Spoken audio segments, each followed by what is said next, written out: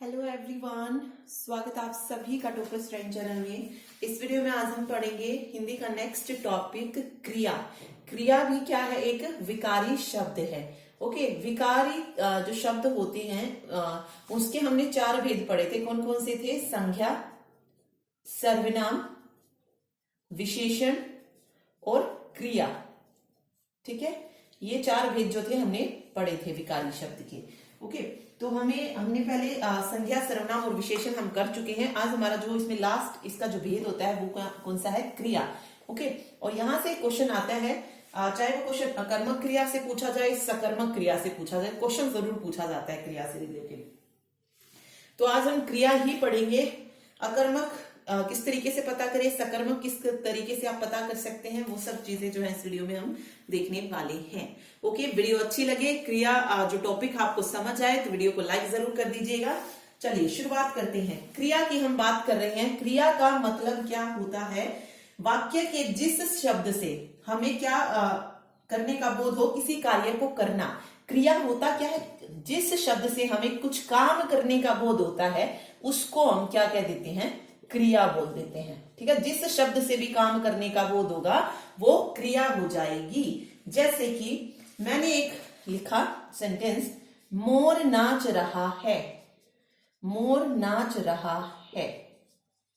मोर यहां पर क्या काम कर रहा है? क्या क्रिया कर रहा है? नाच रहा है। ओके, तो नाच क्या हो जाएगी? क्रिया हो जाएगी। तो वाक्य में जिस शब्द से हमें ये पता लगे कि हाँ भाई इससे कोई काम हो रहा है, वो क्या है? वो क्रिया है। ओके, एक और देखते हैं एग्जाम्पल। एक और एग्जाम्पल मैंने लिखा, लड़का पत्र लिखता है। लड़का पत्र लिखता है। अब यहां पे देखिए काम क्या हो रहा है? काम यहां पे क्या हो रहा है? लिखना हो रहा है, लिखता है वो। ओके, तो लिखता है भी क्या हो जाएगा, या पूरा ये कह लीजिए पत्र लिखना भी क्या हो गया? एक क्रिया जो है हो जाएगी। ओके, सूरज निकलता है। सूरज निकलता है। अब यहां पे क्रिया सूरज तो नहीं होगी, सूरज का निकलना क्रिया होगी, क्योंकि वो सूरज का काम है निकलने का। तो यहां पे निकलना क्रिया हो जाएगी। ओके, तो ये होती है क्रिया। तो जिस भी तो इसकी डेफिनेशन क्या बनेगी? वाक्य के जिस शब्द से हमें किसी कार्य के करने या होने का बोध हो उसे क्रिया बोला जाता है। ठीक है, चलिए क्रिया के मूल रूप को क्या बोला जाता है? ये पूछ सकते हैं कि क्रिया के मूल रूप को क्या कहते हैं? क्रिया के मूल रूप को बोला जाता है धातु। अगर इसी धातु में अगर हम ना को ऐड कर दें तो ये हमारी क्या बन जाती है? क्रिया। मूल रूप, क्रिया के मूल रूप को क्या बोलते हैं? धातु। जैसे मैंने लिखा लिख, लिख क्या है? धातु है। मैंने इसमें ना को ऐड कर दिया तो ये क्रिया बन जाएगी, लिखना। ठीक है, पढ़, पढ़ जमाना, पढ़ना। ठीक, ये क्रिया बन गई। जो धातु थी उसमें सिर्फ आपने अगर ना ऐड कर दिया वो हमारी क्या बन जाती है? क्रिया बन जाती है।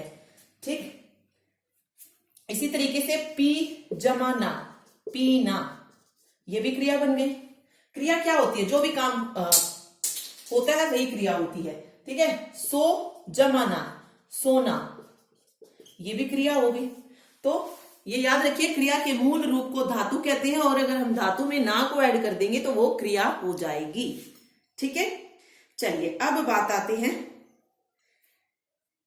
ऐसा नहीं है कि सिर्फ अगर हम ना ऐड करेंगे तभी क्रिया बनेगी। क्रिया में आप बहुत सारे वर्ड्स हैं जो ऐड करके क्रिया बना सकते हैं। जैसे पढ़ से क्या क्या बन सकता है? पढ़ना तो बनता ही है, ना को ऐड कर दिया। इसके अलावा पढ़ता बन सकता है। ठीक है, पढ़ा बन सकता है, पढ़ते बन सकता है, पढ़ती बन सकता है। तो वो डिपेंड करता है। ठीक, तो कितने भी मतलब वर्ड्स जो हैं आप उसमें क्रिया के मूल रूप में मतलब जोड़ के शब्द को अनेक क्रियाएं जो हैं बना सकते हैं। ठीक, चलिए अब हम पढ़ते हैं क्रिया के भेद। ये इंपॉर्टेंट है दोनों के दोनों, कि क्रिया के भेद कौन कौन से होते हैं। तो देखिए क्रिया के भेद जो हैं दो प्रकार के होते हैं।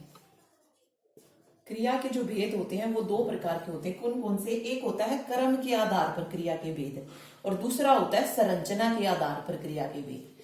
कर्म के आधार पर कौन से होते हैं? जैसे अकर्मक क्रिया आप पढ़ते हैं, सकर्मक क्रिया हो गया, ये होते हैं कर्म के आधार पर, ठीक है, अकर्मक और सकर्मक।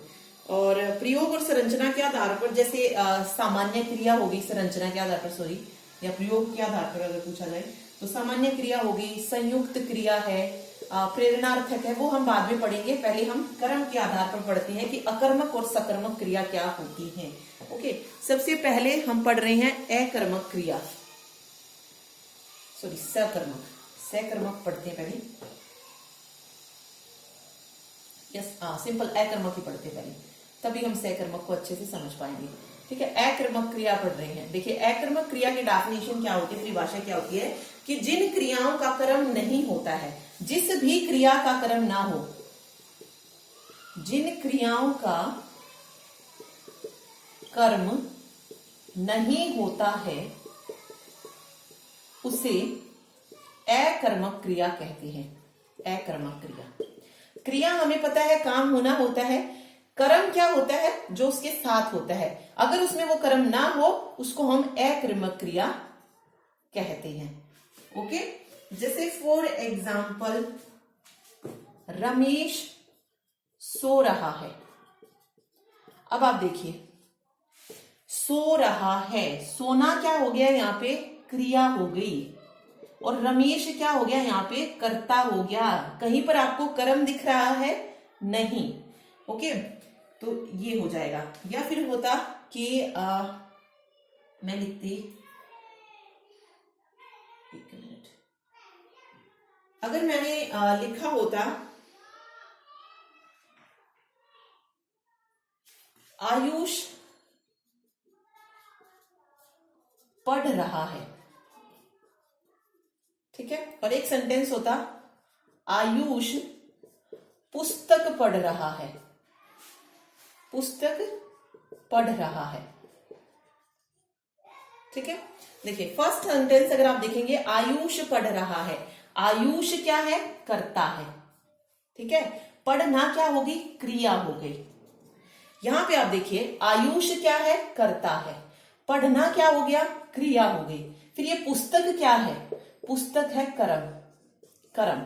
ओके, तो ये फर्क होता है सकर्मक क्रिया और अकर्मक क्रिया में। अकर्मक क्रिया में सिर्फ आपको कर्ता और क्रिया ही मिलेंगे, क्रिया का जो भी असर होगा वो किस पर पड़ेगा, कर्ता पर पड़ेगा।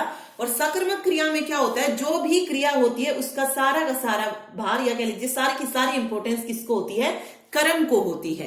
ओके, यहां पर मेन क्या है कि वो पढ़ क्या रहा है, पुस्तक पढ़ रहा है, और यहां पर मेन क्या है कि कौन पढ़ रहा है, तो आयुष पढ़ रहा है। यहां पर कर्ता पर है सारा का सारा जो भी वो था, और यहां पर इंपॉर्टेंस किसको मिल रही है, कर्म को मिल रही है। तो वहां पर सकर्मक क्रिया है और यहां पर अकर्मक क्रिया है। तो जिन क्रियाओं का कर्म नहीं होता है उसे अकर्मक क्रिया बोला जाता है। ओके, ये चीज याद रखिए। तो सिंपल इसके एग्जाम्पल देख लेते हैं, एक दो और वाक्य को किस किस में अकर्मक क्रिया है। जैसे मैंने लिखा मोहन हंस रहा है, हंस रहा है। अब यहां पे आप बता सकते हो ना कि क्रिया कौन सी है, हंस जमाना हंसना, क्रिया है ये हंसना, और क्रिया में साथ में क्या है, कर्ता है, कर्म तो कहीं है ही नहीं, तो ये अकर्मक क्रिया है। यहीं पर मैं लिखती चिड़िया उड़ रही है, चिड़िया उड़ रही है। यहां पर देखिए उड़ जमाना उड़ना, क्रिया, क्रिया के साथ कौन है, कर्ता, क्योंकि कौन उड़ रहा है, चिड़िया उड़ रही है, तो कर्ता क्रिया है सिर्फ, तो ये अकर्मक क्रिया के वाक्य हो जाएंगे। ठीक है,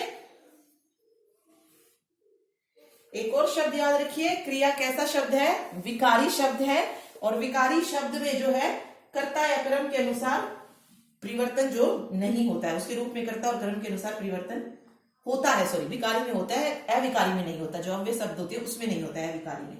जैसे लड़का खेल रहा है, इसका मतलब क्या है, देखिए लड़का खेल रहा है, अब विकारी शब्द है ये, ठीक है, तो ऑब्वियस है अगर मेरा कर्ता चेंज होगा तो क्रिया भी तो चेंज हो जाएगी, या कर्म भी तो चेंज होगा ना, ठीक है। तो इसका क्या बन जाएगा, इसको हम सिर्फ ये नहीं लिख सकते कि अगर मैंने कर्ता को चेंज किया तो बाकी जो कर्म है या क्रिया है वो चेंज, सॉरी कर्म जो है वो चेंज नहीं होगा। ठीक है, लड़की खेल रहा है, तो ऑब्वियस है ये तो गलत हो जाएगा कि लड़की खेल रहा है, ये ठीक है। तो इसका क्या बनेगा, अगर मेरा कर्ता चेंज हुआ है तो कर्म भी चेंज हो जाएगा। लड़की खेल रही है जो है यहाँ पर करेक्ट सेंटेंस हो जाएगा। तो ये विकारी शब्द होते हैं जिसमें अगर आप कर्ता को चेंज करेंगे तो उसका असर उसके लिंग वचन रूप सभी पर पड़ता है। ठीक है, विकारी शब्द में। या फिर लड़कों ने खेला, तो लड़कों से खेला गया, इस तरीके से हो जाएगा। ठीक, तो ये अकर्मक क्रिया होती है। अब बात करते हैं सकर्मक क्रिया की।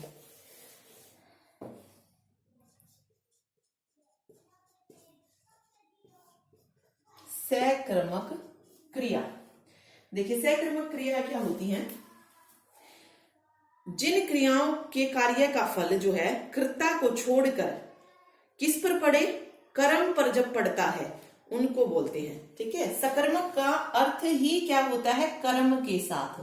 सकर्मक का अर्थ क्या होता है, कर्म के साथ।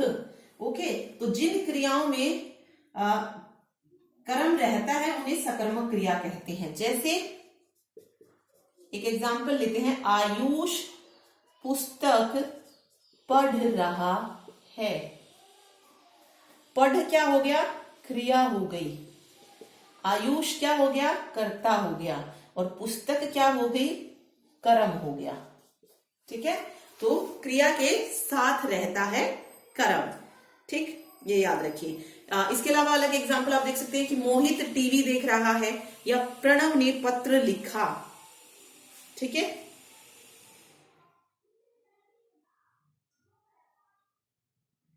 चलिए, तो ये इसकी डेफिनेशन होगी सकर्मक की कि जिन क्रियाओं के कार्य का फल कर्ता को छोड़कर किसको मिले, कर्म को मिले, उसे सकर्मक क्रिया बोला जाता है। ओके, और सकर्मक क्रिया की पहचान जो है क्या लगा कर की जा सकती है, क्या और किसको, यानी कि क्वेश्चन बना के आप देख सकते हैं। जैसे अभी हमने सेंटेंस क्या पढ़ा था, आयुष पुस्तक पढ़ रहा है। आयुष पुस्तक पढ़ रहा है। अगर आप कंफ्यूज हो रहे हैं कि इसमें अकर्मक क्रिया या सकर्मक, तो ये दो चीजें लगा के देखिए आप। पहला क्वेश्चन क्या बनेगा, आयुष क्या पढ़ रहा है, ये बनेगा। ओके, तो ये क्वेश्चन बन रहा है यहां से, या तो क्या लगा सकते हैं या किसको लगा सकते हैं। फिर सेकंड था, सेकंड में अगर आप देखेंगे कि मोहित टीवी देख रहा है, तो उसमें क्या कर सकते हैं, मोहित क्या देख रहा है, टीवी देख रहा है। ओके, अगर सिंपल ये सेंटेंस होता आयुष पढ़ रहा है, तो क्या हम यहां से क्वेश्चन लगा पाते, ठीक है, नहीं लगा पाते।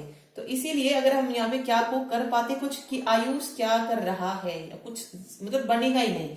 ओके, तो यहां पर अकर्मक क्रिया हो जाएगी। और जहां पर आपको क्वेश्चन का आंसर मिल जाए कि आयुष क्या पढ़ रहा है, तो आयुष पुस्तक में पढ़ रहा है। तो आपको क्रिया रखनी है क्वेश्चन में, ये चीज आप याद रखिए, क्रिया आपको क्वेश्चन में रखनी है। तो जब मैं यहां पर क्रिया को रखूंगी क्वेश्चन में, तो मेरा क्वेश्चन यहां से बनेगा ही नहीं। ओके, क्योंकि क्रिया जब उसके साथ ही हो जाएगी तो आंसर क्या मिलेगा, यहां से कोई आंसर नहीं मिलेगा, तो वो अकर्मक क्रिया हो जाएगी। ठीक है, तो क्या या फिर किसको आप लगा के देख सकते हैं, दोनों नहीं लगानी है, या तो क्या लगा या तो किसको लगा। ठीक, चलिए अब बात आती है सकर्मक क्रियाओं में। ऐसा भी होता है कि कभी कभी दो कर्म भी हो जाते हैं और एक कर्म भी होता है, तो इसके दो भेद होते हैं। जिसमें एक कर्म होता है जिन क्रियाओं को, उसको एक कर्मक क्रिया कहते हैं, और जिन क्रियाओं में दो कर्म हो जाते हैं उसको द्विकर्मक क्रिया बोला जाता है। तो सकर्मक क्रिया के भी दो भेद होते हैं, एक कर्मक आएगा, एक कर्मक क्रिया और द्विकर्मक। एक कर्मक में क्या होता है, एक कर्म होता है, और द्विकर्मक में क्या होते हैं, दो कर्म होते हैं। दो कर्म एक कर्म। एग्जाम्पल से देखते हैं, देखिए एक कर्मक क्रिया, माता खाना खिलाती है।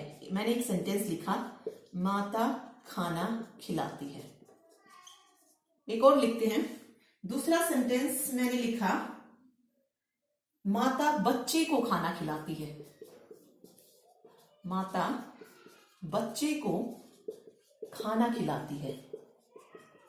अब यहाँ पे देखिए ये भी क्वेश्चन आता है कि कौन सा वाक्य है जिसमें द्विकर्मक क्रिया है। तो द्विकर्मक के भी बहुत आते हैं क्वेश्चन। देखिए अब माता खाना खिलाती है, फर्स्ट सेंटेंस देखते हैं। माता क्या खिलाती है, खिलाती यहाँ पे क्रिया है, तो माता क्या खिलाती है, माता खाना खिलाती है। ठीक है, अब यहां से दो क्वेश्चन बन सकते हैं। माता क्या खिलाती है, खाना खिलाती है। माता किसको खाना खिलाती है, माता बच्चे को खाना खिलाती है। तो यहाँ पे क्या भी लग रहा है, किसको भी लग रहा है, तो ये द्विकर्मक का हो जाएगा, क्योंकि यहाँ पे खाना भी कर्म है और बच्चा भी कर्म है, और खिलाना यहाँ पे क्या हो गया, क्रिया हो गया है, और माता क्या है यहाँ पे, कर्ता हो गई है। तो ये द्विकर्मक हो जाएगा, और सिंपल जिसमें एक ही कर्म है वो एक कर्मक क्रिया होगा। ओके, तो ये है सकर्मक क्रिया के दोनों भेद। चलिए एक और सेंटेंस देखते हैं, उससे और ज्यादा क्लियर होगा आपको। अगर हो सिंपल सेंटेंस, माली पानी देता है, और दूसरा हो माली पौधों को पानी देता है, पौधों को पानी देता है। इसमें देखिए यहां पे आप देखेंगे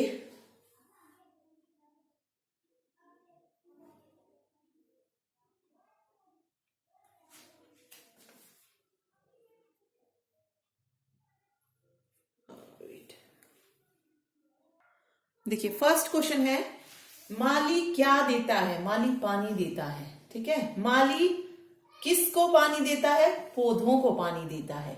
ओके, तो सिर्फ इसमें एक ही कर्म था। ओके, एक ही कर्म था, तो ये एक कर्मक हो जाएगा। इसमें एक बार क्वेश्चन पूछ सकते थे, इसमें दो बार पूछ सकते हैं। माली पौधों को क्या देता है, जरूरी नहीं है ना कि वो पानी दे, खाद भी तो दे सकता है। ओके, तो इसीलिए यहाँ पे अगर ये क्वेश्चन बनता है कि माली पौधों को क्या देता है, तो पानी देता है। माली किसको पानी देता है, पौधों को पानी देता है। ठीक है, क्योंकि ये भी जरूरी नहीं कि पानी सिर्फ पौधों को ही दिया जाए, तो इसीलिए दोनों क्वेश्चन यहां से पुट हो रहे हैं। तो यहां पर सिर्फ एक क्वेश्चन बन रहा है, तो ये एक कर्मक हो जाएगा और ये द्विकर्मक क्रिया हो जाएगी। ठीक, तो इस तरीके से आपको चेक करना है। और द्विकर्मक, एक कर्मक, सकर्मक, ये सब जो है क्वेश्चन एग्जाम में आते ही आते हैं। डीएसएसबी में हो, हिंदी का कोई भी ले लीजिए, सभी में पूछा जाता है ये क्रिया से रिलेटेड क्वेश्चन। ठीक है, चलिए आगे चलते हैं। दूसरा जो हम भाग पढ़ रहे थे क्रिया का, वो क्या था, प्रयोग और संरचना के आधार पर क्रिया के भेद। तो प्रयोग और संरचना के आधार पर क्रिया के कितने भेद होते हैं, 6 भेद होते हैं प्रयोग और संरचना के आधार पर। ओके, 6 के 6 इंपोर्टेंट नहीं है, बट हम ये पढ़नी है, कोई भी पूछ सकते हैं। जैसे एक आए सामान्य क्रिया, यानी कि जिसको हम बोलते हैं सिंपल वर्ब, इंग्लिश में क्या बोलते हैं, सिंपल वर्ब। दूसरा है सामान्य क्रिया के बाद संयुक्त क्रिया, संयुक्त मीन्स कंपाउंड वर्ब, संयुक्त क्रिया। तीसरा है नाम धातु क्रिया, नॉमिनल वर्ब, नाम धातु क्रिया। फोर्थ नंबर पे है प्रेरणार्थक क्रिया, प्रेरणार्थक पॉजिटिव वर्ब। ठीक है, अगली है पूर्वकालिक क्रिया, परफेक्ट वर्ब, पूर्वकालिक क्रिया। और लास्ट जो छठा भेद है वो कौन सा होता है इसका, कृदंत क्रिया, यानी कि सफिक्स वर्ब, कृदंत क्रिया। तो इसमें प्रेरणार्थक, नाम धातु प्रेरणार्थक, संयुक्त, पूर्वकालिक और सामान्य क्रिया जो है बहुत मोस्ट इंपोर्टेंट है। नाम धातु और कृदंत कम पूछे जाते हैं, बाकी 4 जो है मोस्ट इंपोर्टेंट है। चलिए 1 बाय 1 जो है इसको डिस्कस करते हैं। सिंपल क्वेश्चन भी आ सकता है कि क्रिया के कितने भेद हैं, प्रयोग और संरचना के आधार पर तो 6 भेद हैं। ठीक है, चलिए सबसे पहले हम पढ़ रहे हैं सामान्य क्रिया। फर्स्ट जो है वो है सामान्य क्रिया। सामान्य क्रिया क्या होती है, वो वाक्य जिसमें सिर्फ एक क्रिया हो, कितनी क्रिया हो, सिर्फ एक क्रिया हो, उसको हम बोलते हैं सामान्य क्रिया। ठीक है, तो किसी वाक्य में अगर एक ही क्रिया हो तो उसे सामान्य क्रिया कहते हैं। जैसे कि एग्जाम्पल लिखते हैं, नेहा सेब लाई, नेहा सेब लाई, सिर्फ लाना यहां पे क्या होगी, क्रिया हो गई है, लाना क्या हो गया, क्रिया हो गई है, एक ही क्रिया है। सेकंड मैंने लिखा मोहन कार्यालय गया, कार्यालय गया। तो यहां पर गया क्या हो गई, क्रिया हो गई है। ठीक है। ओम प्रकाश ने दुकान खरीदी, खरीदना क्या हो गई, क्रिया हो गई है। तो जिसमें सिर्फ एक काम होगा, सिर्फ एक काम होगा, उसको हम सामान्य क्रिया बोलते हैं। एक क्रिया जिसमें होगी वो सामान्य क्रिया होगी। ओके, चल सेकंड देखते हैं अभी। सेकंड है संयुक्त क्रिया। संयुक्त क्रिया, संयुक्त क्रिया का मतलब क्या है, जब दो या दो से अधिक क्रियाएं एक ही कार्य का बोध कराती है। मतलब क्रिया कितनी है, दो से ज्यादा, 2+ है। ठीक है, दो या दो से ज्यादा है और काम क्या है, वहां पे सिर्फ एक हो रहा है। काम एक ही हो रहा है बट क्रिया वहां पर दो या दो से ज्यादा है, उसको संयुक्त क्रिया बोलते हैं। एग्जाम्पल से देखते हैं। देखिए मैंने लिखा, मैं यह पुस्तक पढ़ सकता हूं। सबसे पहली क्रिया पढ़ना, पढ़ जमाना पढ़ना। दूसरी क्रिया सकना, सकता हूं। तो या सकता लिख लीजिए, सकता या सकना भी होता है, पढ़ना सकना, ये दो क्रियाएं जो है यहाँ पे हो जाएंगी। सेकंड सेंटेंस मैंने लिखा, वह यह भार उठा सकता है। भार क्रिया नहीं है, भार को उठाना क्रिया है। काम क्या कर रहा है, उठाने का कर रहा है, तो उठाना क्रिया हो जाएगी। और उठा सकता है यानी कि सकना भी क्या हो जाएगी, क्रिया। तो ये दो क्रियाएं जब हैं वाक्य में, वहां पर संयुक्त क्रिया जो है होती है।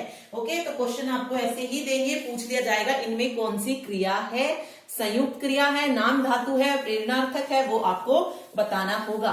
पहले पेपर में क्या होता था, सिर्फ हमें क्वेश्चन जो आते थे वो सिर्फ अकर्मक और सकर्मक से ही पूछे जाते थे। लेकिन आजकल के जो पेपर हैं उनका लेवल भी बड़ा है, तो हिंदी में जो है थोड़ी सी और डीप पूछी जाती है।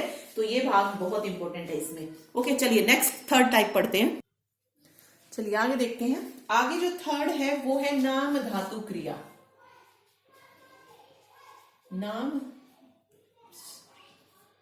नाम धातु क्रिया। ओके, नाम धातु जो क्रिया है वो किससे बनाई जाती है। देखिए कुछ क्रियाएं ऐसी होती हैं जो संज्ञा, सर्वनाम या विशेषण से बनाई जाती हैं। ठीक है, संज्ञा, सर्वनाम और विशेषण जो शब्द होते हैं उनसे बनाई जाती है। जैसे अपना, अपना क्या है, एक सर्वनाम है।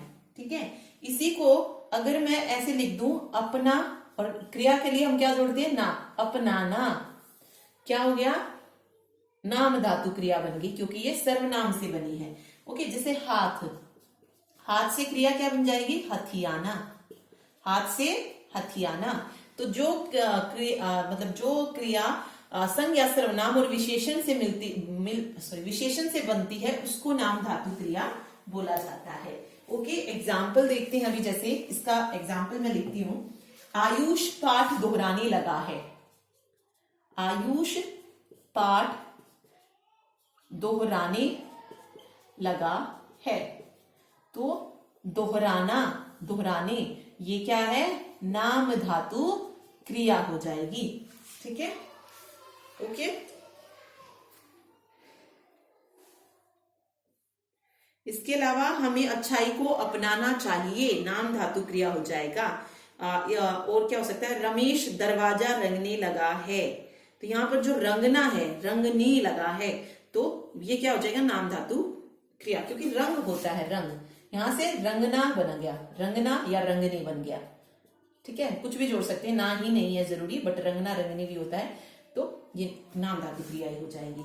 ओके, सबसे पहले अगर हम संज्ञा शब्दों से बात करें तो संज्ञा कौन कौन सी, जैसे लात है, संज्ञा है, यहां से क्या बन जाती है, लतियाना।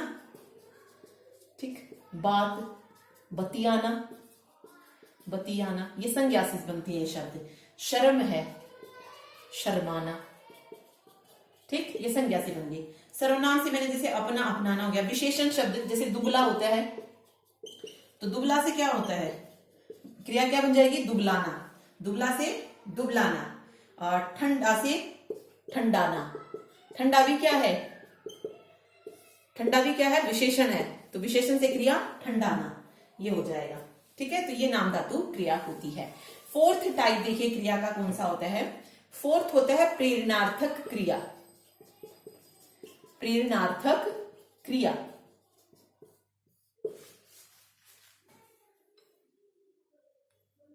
देखिए, प्रेरणार्थक क्रिया क्या होता है, इसकी डेफिनेशन क्या बनती है। जिस क्रिया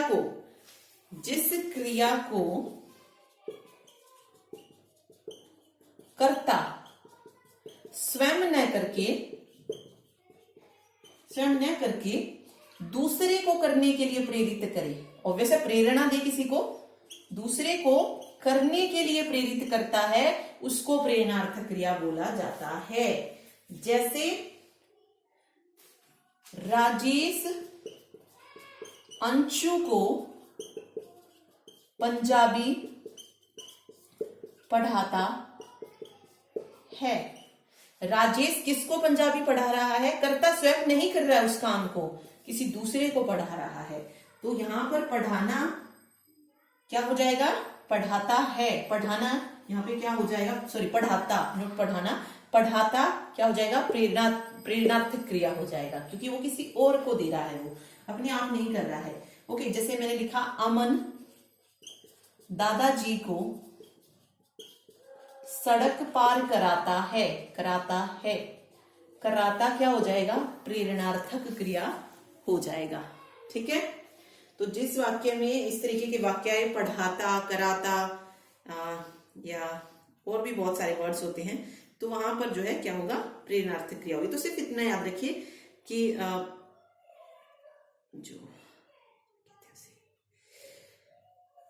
मतलब जिस कार्य को कर्ता स्वयं ना करे, जैसे राजेश यहाँ पर खुद नहीं पढ़ रहा था, वो किसी और को पढ़ा रहा था। अमन यहाँ पे खुद सड़क पार नहीं कर रहा था, किसी और को करा रहा था। यानी कि जिस क्रिया को कर्ता स्वयं न करके दूसरे को करने के लिए प्रेरित करता है, उसको प्रेरणार्थक क्रिया बोला जाता है। ठीक, तो ये था इसका फोर्थ टाइप। अगला जो होता है वो होता है पूर्वकालिक क्रिया। फिफ्थ कौन सा होता है, देखिए फिफ्थ है पूर्वकालिक क्रिया। ये क्या होती है पूर्वकालिक क्रिया, किसी वाक्य में मुख्य क्रिया से पहले होने वाली क्रिया, जो मुख्य क्रिया होती है उससे पहले जो क्रिया हो जाती है उसको पूर्वकालिक क्रिया बोलते हैं। जैसे शिव कुमार नहाकर पूजा करने लगा। यहां पे मुख्य क्रिया कौन सी है, मुख्य क्रिया अगर आप देखेंगे तो इसमें मुख्य क्रिया है करने लगा। ठीक है, मुख्य क्रिया क्या थी, करने लगा, लेकिन उससे पहले एक और क्रिया कौन सी होगी, नहाना, यानी कि नहाकर। तो ये क्या हो जाएगी, पूर्वकालिक क्रिया हो जाएगी इसमें। अब आपसे सेंटेंस ऐसे ही दिया जाएगा और पूछा जाएगा कि इसमें कौन सी क्रिया है। ओके, तो जब क्रिया से पहले ये क्रिया आ गई है तो इसको पूर्वकालिक क्रिया का वाक्य बोलेंगे हम। ठीक है, एक और एग्जाम्पल इसका देख लेते हैं। जैसे मैंने लिखा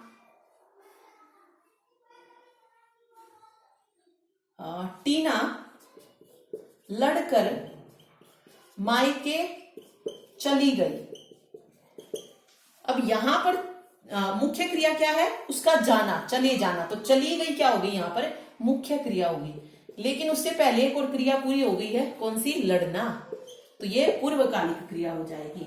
ठीक है, तो लड़कर ये क्या होगी, पूर्वकालिक क्रिया का वाक्य हो जाएगा। तो ये पूर्वकालिक क्रिया होती है जिसमें मुख्य क्रिया से पहले एक क्रिया पहले ही होती है। ठीक है, मतलब ये काम जो है पहले ही हो चुका होता है। ठीक, चलिए अगला जो लास्ट है इसका वो है कृदंत क्रिया। लास्ट जो भाग है इसका वो, उसको हम कहते हैं कृदंत क्रिया। ये क्या होती हैं, कुछ क्रिया ऐसी होती हैं जिसका निर्माण जो है, जो शब्द दिया होता है उसके अंत में हम उपसर्ग या प्रत्यय जोड़कर करते हैं। ठीक है, सॉरी प्रत्यय या शब्दांश, न उपसर्ग नहीं, कोई भी प्रत्यय या शब्दांश जोड़ते हैं तब जिस क्रिया का निर्माण किया जाए। फॉर एग्जाम्पल पढ़ एक क्रिया है, अगर मैंने इसमें लगा दिया ता, ये पढ़ता, ये कृदंत क्रिया हो जाएगी। ठीक है, पढ़ जमा आ, पढ़ा, कृदंत क्रिया है। पढ़ जमा कर, ये पूछी नहीं जाती है, बट आपको बस पता होना चाहिए क्योंकि इसका वाक्य नहीं देखने को मिला है। ओके, तो प्रेरणार्थक का वाक्य पूछा जाता है, पूर्वकालिक क्रिया का पूछा जाता है, तो 4 मोस्ट इंपोर्टेंट है इसमें, वो आपको याद रखनी है। 5 इन 6 से पहले जो 5 है वो मोस्ट इंपोर्टेंट है, वो आपको पता होनी चाहिए। कृदंत क्रिया में सिर्फ हम क्या जोड़ते हैं, पीछे पीछे प्रत्यय जुड़ता है। ओके, तो प्रत्यय को जोड़कर जो है शब्द बनाया जाता है, तो इसको हम कृदंत क्रिया बोलते हैं। ठीक, तो ये थे कृदंत क्रिया के भाग विद एग्जाम्पल, मैंने आपको समझाया है सेंटेंस के साथ, तो ये आप याद रखिए। क्वेश्चन वही डेफिनेशन से पूछे जाएंगे या फिर कोई भी वाक्य आपको दिया जाएगा और पूछा जाएगा इसमें कौन सी क्रिया है। ओके, क्रिया क्या होती है, जिस शब्द से किसी काम का करना हो का बोध हो उसको क्रिया कहते हैं। फिर क्रिया के मूल रूप को पूछा जाएगा तो मूल रूप को धातु कहते हैं। ओके, जब कर्ता अकेला आता है तो वाक्य की क्रिया किसके अनुसार होती है, कर्ता के अनुसार, यानी कि कर्म ना हो तो क्रिया किसके अनुसार होगी, तब क्रिया कर्ता के अनुसार होगी। और अगर कर्म भी आ जाए तो क्रिया किसके अनुसार होती है, कर्म के अनुसार होती है। ओके, और जब क्रिया के साथ कर्म नहीं होता है तो कौन सी क्रिया होती है, अकर्मक क्रिया होती है। और जब कर्म होता है तो सकर्मक क्रिया होती है, जिसमें एक कर्म होता है एक कर्मक होती है, जिसमें 2 कर्म होते हैं द्विकर्मक होती है। तो ये सारी चीजें बस आपको याद रखनी है। ये था हिंदी का लेक्चर। जितने विकारी शब्द थे वो हमने पढ़ लिए, अविकारी हमारे बचते हैं। क्रिया विशेषण हो गया, और इसके अलावा और है इसमें, वो देखेंगे कौन कौन से होते हैं आगे। ठीक, वो सारी चीजें डिस्कस करेंगे। चलिए नेक्स्ट वीडियो में मिलते हैं नेक्स्ट टॉपिक के साथ। Thank you so much.